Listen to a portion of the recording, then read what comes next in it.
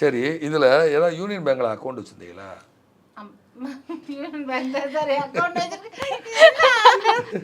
Union bank of இந்தியாவா, city union பேங்கா? இல்லை சாமி, சொல்லுங்க தாயி. ஏமா இவ்வளோ? ஸோ இப்படி சொல்லலாம், மொபைல் நம்பர் வச்சு. ஆனால் டைம் எடுக்கும், ஏன்னா யோசிக்கணும். சொல்லுவாங்க, ஆனா பேங்க் அக்கௌண்டோட சொல்லிடுங்க. அதுல எவ்வளவு காசு இருக்கு மட்டும் சொல்லிடாதீங்க, கேவலமா இருக்கும். ஏமா அந்த பேங்க்கு இடம் மாறிடுச்சா? இல்லையே சார். இல்லை, அதில் இடையில அக்கௌண்ட் நீங்கள் போடாமல் தொடராமல் விட்டு திருப்பி தொடர்ந்தீங்களா?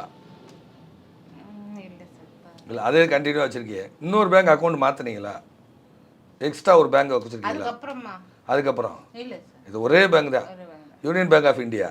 அதெல்லாம் வச்சுருக்கீங்க. இதாக வரும், இப்படியே சொல்லலாம் இது. ஆனால் டைம் ஆகும், யோசிக்கணும்ல, மைண்டுங்க ஓடணும்ல. இது வரும். இப்போ உங்கள் பையன் ஏதாவது விரும்பிக்கிட்டு இருக்காரா? போடு. ஆஹா, ட்விஸ்ட். என்னம்மா சொல்லுங்க. இன்னும் அந்த அளவு வளரல சார் அவன். நல்லா வந்துருவார். சீக்கிரட்டா வச்சிருக்கோம். லவ் மேரேஜ் தான் வரும், நல்ல பொசிஷனுக்கு வருவார். ஹெல்மெட் ஏதாவது தொலைஞ்சு வச்சாமா? இல்லை, கீழே உடஞ்சு வச்சா? எப்போ உடஞ்சி? இன்னைக்கு இப்போ சமீபத்தில் உடஞ்சி. ஹெல்மெட் என் புருஷன் மேலே கோவரும் போதெல்லாம் ஹெல்மெட் தான். நீங்களே ஹெல்மெட் உடச்சிக்கலாமா? ஹெல்மெட் உடச்சிருக்கீங்க. டிவிஎஸ் வண்டி வச்சுருக்கீங்களா, இல்லை ஆக்டிவா வச்சுருக்கீங்களா? டிவிஎஸ் தான் வச்சுருக்கீங்க. போங்க, இப்படியே சொல்லலாம். குறித்த நேரம் தவறி இந்த பையன் பிறந்தாரா, இல்லை முன்னக்கூடியே பிறந்துட்டாரா? இன்குபேட்டரில் தான் வச்சிங்களா?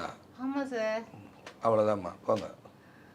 ஏன்னா 5, 4, 8, 7, 8 இந்த நம்பர்லாம் இல்லை.